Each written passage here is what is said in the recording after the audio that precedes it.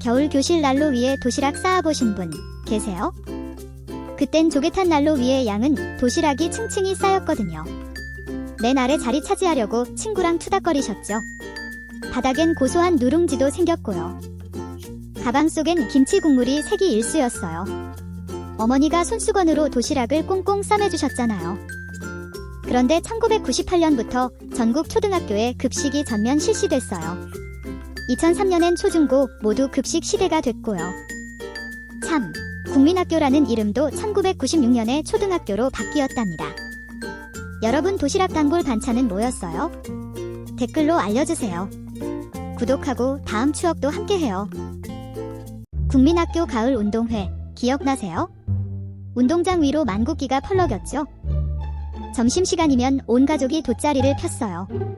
엄마가 싸온 김밥 정말 꿀맛이었죠? 그런데 지금은 천군백군 응원이 사라졌어요. 승패 안 따지는 학년별 체육활동으로 바뀌었거든요. 가족 도시락도 사라졌어요. 도시락 대신 급식을 먹고 바로 하교하는 학교가 늘었대요. 상 도장 찍힌 공책과 연필도 이젠 보기 어려워요. 등수 대신 모두에게 참가상을 주는 곳이 많거든요. 여러분 기억 속 운동회에서 제일 신났던 순간은 뭐였어요? 댓글로 알려주세요. 실버호프 구독하시면 그때 그 추억 계속 꺼내드릴게요.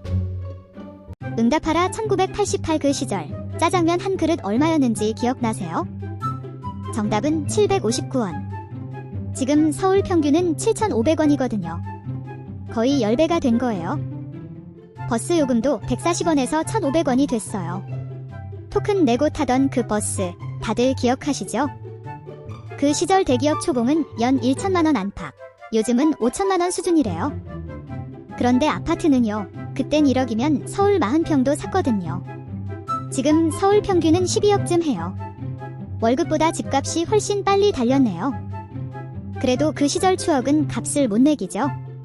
여러분의 1988년 이야기 댓글로 들려주세요. 구독도 부탁드려요. 빨간 뚜껑 미원통 기억나세요? 어머니가 국 끓일 때 한 꼬집씩 톡 넣으셨죠. 그런데 어느 날부터 무 메시지가 자랑이 됐어요. 시작은 1968년 미국 의사의 편지 한 통이었거든요. 그런데 지금은요. 이후 반복된 실험에서는 연관성이 확인되지 않았어요. 세계보건기구도 우리 식약처도 안전하다고 봐요. 메시지는 사탕수수를 발효시켜 만들어요. 감칠맛 성분은 다시마와 토마토에도 원래 들어있고요. 나트륨은 소금의 3분의 1 수준이에요. 소금을 줄이고 조금 쓰면 나트륨 섭취도 줄일 수 있대요. 여러분 부엌엔 어떤 조미료 통이 있었나요? 댓글로 알려주세요. 실버호프 구독도 부탁드려요. 믹스커피 한 봉지 하루에도 몇 번씩 타 드시죠? 그런데 40년 동안 그냥 믿어온 게 있어요. 뜯은 자리로 저으면 인쇄된 잉크 성분이 뜨거운 물에 우러날 수 있어요. 식약처도 삼가라고 안내했죠. 제일 좋은 건 그냥 티스푼이에요. 봉지를 써야 한다면 뜯지 않은 반대쪽 끝으로 젓는 게 그나마 낫고요. 요즘 커피 크리머는 완전히 경화한 기름을 써서 트랜스 지방이 거의 생기지 않아요. 대신 포화 지방이 올라가죠. 한국소비자원 조사에서 커피 믹스 한 봉지 당류는 평균 5.7g이었어요. 12g짜리 한 봉지의 절반 가까이죠. 세계보건기구 권고는 하루 50g, 가능하면 25g이에요. 2잔이면 벌써 절반 가까이 채워지죠. 저도 어제까지 그랬거든요. 오늘부터는 티스푼 하나만 챙겨보시면 어때요? 하루에 물 8잔 다들 한 번쯤 들어보셨죠? 그런데 이 숫자 생각보다 훨씬 오래된 이야기거든요. 출발은 1945년 미국 식품영양위원회예요. 하루에 2.5리터가 필요하다고 적었는데 그 양이 딱 8잔쯤 됐어요. 그런데 그 권고에는 바로 뒤에 한 문장이 더 있었어요. 이 양의 대부분은 조리된 음식에 들어있다고요. 그 문장만 쏙 빠진 채 8잔이라는 숫자만 남은 거죠. 지금 기준도 성격은 같아요.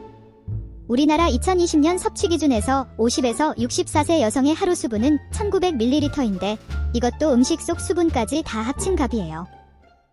이 중에서 물이나 음료로 마실 양은 1000ml예요.